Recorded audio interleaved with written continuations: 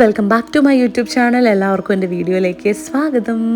അപ്പോൾ ദേ ഞങ്ങൾ രാവിലെ തന്നെ അമ്പലത്തിൽ പോവാം കേട്ടോ.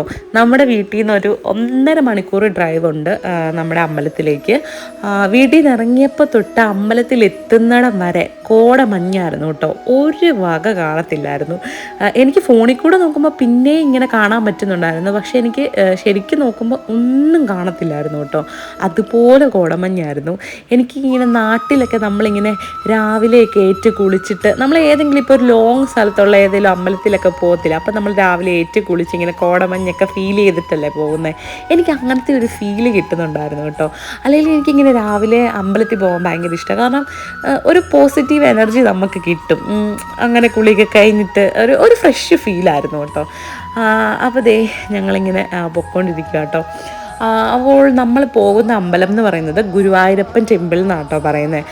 ബ്രാംപ്ടൺ എന്ന് പറയുന്ന സ്ഥലത്താണ് ഈ അമ്പലം ഉള്ളത്. അപ്പോൾ ആര്യൻകുട്ടൻ ഉണ്ടായി കഴിഞ്ഞിട്ട് അവൻ ആദ്യമായിട്ട് പോയ അമ്പലം, ചോറുണ്ട അമ്പലം ഒക്കെ ഇതാട്ടോ. അപ്പോൾ ദേ ഇതാണ് നമ്മുടെ ഗുരുവായൂരപ്പൻ ടെമ്പിൾ. അപ്പോൾ ഞങ്ങൾ ജസ്റ്റ് ഒന്ന് കറങ്ങി ഒന്ന് വണ്ടി പാർക്ക് ചെയ്യാമെന്ന് കരുതി. നമുക്ക് നേരെ അങ്ങ് പാർക്ക് ചെയ്യാം, പക്ഷേ നിങ്ങളെ ഒന്ന് ഫുൾ അമ്പലത്തിൻ്റെ ഒരു ഇതൊന്ന് കാണിക്കാമല്ലോ എന്ന് കരുതി ഞങ്ങളിങ്ങനെ റൗണ്ട് അടിച്ച് വരുവാ കേട്ടോ. അപ്പോൾ നമ്മുടെ നാട്ടിലെ അമ്പലം എന്നൊക്കെ പറയുമ്പം നമ്മളിങ്ങനെ പറമ്പും അമ്പലക്കുളവും അങ്ങനെയൊക്കെയല്ലേ നമ്മുടെ നാട്ടിലൊക്കെ കണ്ടുവരുന്നത്. പക്ഷെ ഇതെന്ന് പറയുമ്പോൾ ഇങ്ങനെ ഫുള്ള് കവേർഡായിരിക്കും, കെട്ടി അടച്ചായിരിക്കും. കാരണം ഇവിടെ സ്നോ ഒക്കെ ഉള്ള ടൈമുണ്ടല്ലോ, അപ്പോൾ അങ്ങനെയായിരിക്കും. പിന്നെ എല്ലാവരും എന്നോട് നാട്ടിൽ നിന്ന് ചോദിക്കുമായിരുന്നു കേട്ടോ, ഇവിടെ അമ്പലമുണ്ടോ, അമ്പലത്തിൽ പോകാൻ പറ്റുമോ, എങ്ങനെയാണെന്നൊക്കെ. അപ്പോൾ ഇവിടെ ഇങ്ങനെ ഒരു അമ്പലമുണ്ട്, ഗുരുവായൂരപ്പൻ്റെ അമ്പലമുണ്ട്. നമ്മുടെ നാട്ടിലെ അമ്പലം പോലെ തന്നെ ഇങ്ങനെ ഈ ഒരു അമ്പലത്തിൻ്റെ പണിയിലൊക്കെ ഒരു മാറ്റമെന്ന് മാത്രമേ ഉള്ളൂ. പക്ഷേ ശരിക്കും നമ്മുടെ നാട്ടിലെ അമ്പലത്തിൻ്റെ അതേ ഫീല് അങ്ങനെ തന്നെയാണ് കേട്ടോ എനിക്ക് കിട്ടിയത്. എനിക്ക് ശരിക്കും ഗുരുവായൂർ അമ്പലത്തിൽ പോയ ആ ഒരു ഫീല് തന്നെയാണ് കേട്ടോ കിട്ടിയത്. അങ്ങനെ ദേ ഞങ്ങൾ കയറിയിട്ട് നമ്മൾ നേരെ താഴേക്ക് പോയിട്ട് അവിടെ ഒന്ന് ജസ്റ്റ് ഒന്ന് ചെന്നിട്ട് നമ്മൾ മുഖവും കാലുമൊക്കെ ഒന്ന് കഴുകിയിട്ട് അമ്പലത്തിലേക്ക് കയറാമെന്ന് കരുതി. കാരണം നമ്മൾ ഇത്രയും ദൂരം വണ്ടിയൊക്കെ ഓടിച്ച് വന്നതല്ലേ, അപ്പോൾ ഒന്ന് വായൊക്കെ കഴുകി മുഖമൊക്കെ ഒന്ന് കഴുകിയിട്ട് വരാമെന്ന് കരുതി. പിന്നെ മാത്രമല്ല ഈ സ്നോയൊക്കെ ഉള്ള ടൈമിൽ ഇങ്ങനെ നമ്മൾ ജാക്കറ്റൊക്കെ ഇട്ടുകൊണ്ടല്ലേ വരുന്നത്, ഫുൾ ജാക്കറ്റും ഡ്രസ്സും ഒക്കെ ഇട്ടുകൊണ്ടല്ലേ വരുന്നത്. അപ്പോൾ നമുക്ക് ജാക്കറ്റൊക്കെ ഇങ്ങനെ ഊരി വെക്കാനായിട്ട് അവിടെ സ്റ്റാൻഡും കാര്യങ്ങളൊക്കെ കാണാം. അപ്പോൾ ഒന്ന് കുറച്ച് നമ്മുടെ നാട്ടിലെ പോലെ പെട്ടെന്ന് നമുക്ക് എല്ലാവർക്കും ഓടിയെത്താൻ പറ്റുന്ന സ്ഥലങ്ങളിലായിരിക്കത്തില്ല. അപ്പോൾ ഇത് ലോങ് ഒക്കെ വരുന്നവർക്ക് അവരുടെ ജാക്കറ്റും കാര്യങ്ങളും ഷൂസൊക്കെ ഇട്ടുകൊണ്ടിരുന്ന ഷൂ എല്ലാം ഊരി ഒന്ന് സേഫായിട്ട് വെക്കാൻ പറ്റിയ അങ്ങനെ ഒരു സ്ഥലം. പിന്നെ വാഷ്റൂമും കാര്യങ്ങളും എല്ലാം ഉണ്ട്. അപ്പോൾ ദേ അങ്ങനെ ഒരു ഏരിയ കേട്ടോ ഇത്. അങ്ങനെ ഞങ്ങൾ ജസ്റ്റ് ഒന്ന് കാലുമുഖമൊക്കെ ഒന്ന് കഴുകി ഞങ്ങൾ കയറാൻ പോവാം കേട്ടോ. അപ്പോൾ ഞങ്ങളാട്ടോ ആദ്യം ചെന്നിട്ടുള്ളത് അമ്പലത്തിൽ, വേറെ ആരും കണ്ടില്ല, ഞങ്ങളാണ് ചെന്നത്. അപ്പോൾ ഞങ്ങൾ എത്രയും നേരത്തെ ഇറങ്ങിയായിരുന്നു കേട്ടോ. കാരണം ഞങ്ങൾക്കൊരു 9 മണിയൊക്കെ ആകുമ്പോൾ തിരിച്ചു വരേണ്ട കാര്യമുള്ളതുകൊണ്ട് ഞങ്ങൾ നേരത്തെ ഇറങ്ങിയായിരുന്നു.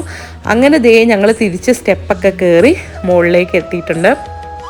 മുകളിൽ ചെല്ലുമ്പോൾ തന്നെ ദേ മെയിൻ ഡോറാട്ടോ അത്. ആ ഡോറ് കടന്ന് വരുമ്പോൾ തന്നെ കണ്ടോ ഗുരുവായൂരപ്പൻ്റെ ഒരു ഫോട്ടോയൊക്കെ അവിടെ വെച്ചിട്ടുണ്ട്. പിന്നെ അതിൻ്റെ കുറച്ച് താഴെ ഇങ്ങനെ അരി സാധനങ്ങളൊക്കെ ഉണ്ടായിരുന്നു. എനിക്ക് തോന്നുന്നു ദക്ഷിണ പോലെ ആരെങ്കിലും കൊടുത്തതോ അങ്ങനെയൊക്കെ ആയിരിക്കും, പ്രസാദം സമർപ്പിച്ചില്ല അങ്ങനെയൊക്കെ ആയിരിക്കും.